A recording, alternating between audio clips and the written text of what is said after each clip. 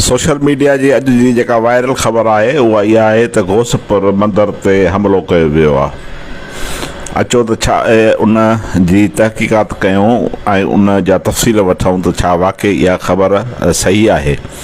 पहिरीं ॻाल्हि इहा आहे त सीमा जे मामले खां पोइ सीमा जेका हितां कराची मां वई जेका हींअर हिंदुस्तान में आहे उन जे मामले खां पोइ इलाही सोशल मीडिया ते तमामु घणो बहस हली रहियो आहे। कनि मामलनि खे कनि शाशू ख़ाननि खे तमामु वॾी गैरत अची वई आहे। ॿियनि मामलनि ते त उन्हनि खे गैरत कान्हे पर उन ते गैरत अची वई आहे। हिकु अहिड़ी माई जेका ख़ुदि जेको आहे सो मुतज़ाद माई आहे। सो अचो त उन जा थोरा तफ़सील वठूं त छा वाक़ई घोसपुर मंदर ते जेको आहे सो हमलो वाक़ई थियो आहे या सोशल मीडिया ते जेका ख़बर आहे उन में केतिरी हक़ीक़त आहे। हिकिड़ी ख़बर जेका आहे मां तव्हां सां शेयर कयां थो उहा बहितर ख़बर आहे त उहा इहा आहे त दाड़िलनि जूं जेके वीडियो वायरल तोड़े शेयर कंदड़नि ख़िलाफ़ IG पारां सख़्तु कार्रवाई करण जो फ़ैसिलो। दाड़िलनि जूं वीडियोज़ वायरल कंदड़नि ख़िलाफ़ सहूलतकारी जूं FIR दाख़िल थींदियूं। SSP घोटकी SSP कश्मीर जी सिफ़ारिश बैदि अहिड़ो फ़ैसिलो कयो वियो आहे। इनाम याफ़्ता दाड़िलनि खे सोशल मीडिया ते प्रोमोट कंदड़नि ख़िलाफ़ सख़्तु कार्रवाई थींदी। हीअ तमामु सुठी ख़बर आहे। हिकिड़ा असांजा नादान दोस्त जन खे का ख़बर कान्हे का त उन्हनि जे वीडियो रखण जे करे जेको आहे सो केतिरो नुक़सानु थिए थो। दाड़िलनि जूं वीडियो रखण सां उन्हनि खे जेका आहे सा थोरी रैंकिंग त मिले थी, थोरा उन्हनि जा व्यूज़ त अचनि था, पर ॻाल्हि इहा आहे त जेकॾहिं का अहिड़ी वीडियो रखण सां जेकॾहिं को व्यूज़ वधनि था त आया उन्हनि खे कहिड़ो फ़ाइदो आहे जो उहे दाड़िलनि जूं वीडियो जेके आहिनि हो हरू भरू अपलोड कनि था।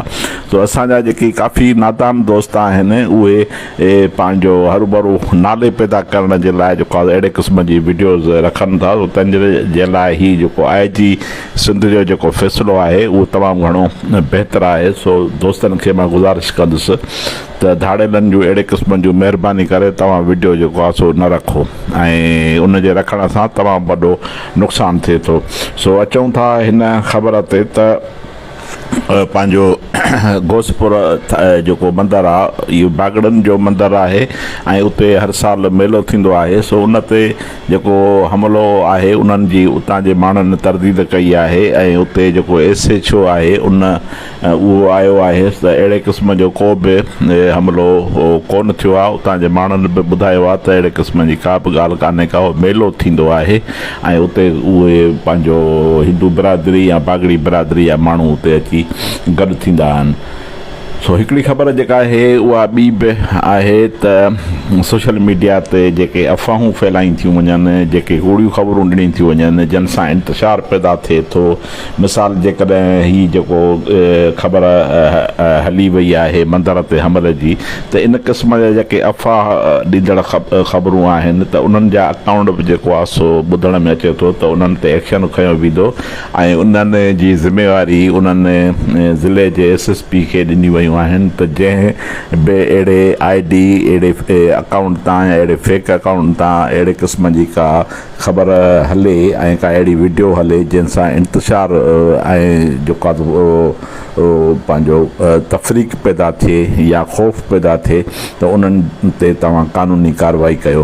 त मुंहिंजे ख़्याल में त ही बहितरु अमल आहे ऐं पंहिंजो जेके बि इन क़िस्म जा जेके बि अकाउंट आहिनि उहे अकाउंट बंदि थियणु खपनि ऐं उन्हनि जे ख़िलाफ़ क़ानूनी कार्रवाई थियणु खपे। सोशल मीडिया जेको आहे उहो असांजो हिकिड़ो सुठो टूल आहे। उनखे असां जेको मिसयूज़ कयूं था ऐं असीं ग़लति ख़बरूं ॾेई ऐं इंतशार ऐं अफ़वाह जेके सो पखेड़ियूं था त उन सां तमामु घणो नुक़सानु थिए थो।